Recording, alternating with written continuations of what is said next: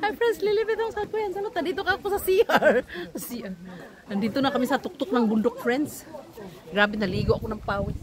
Saan asawa ko? Ay, naghihintay siya eh. Pupunta kami sa kabilang bridge.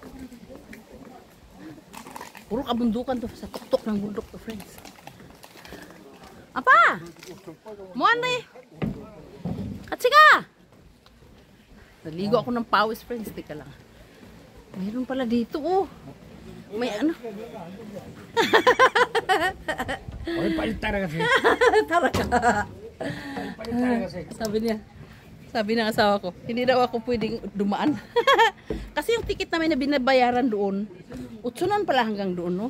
So, hanggang dito, pakita tayo, friends, para makita. Tingnan mo yung buhok ko, friends.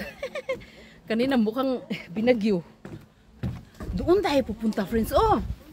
Hello, ginuo ko. Yun, no, nakita mo yun?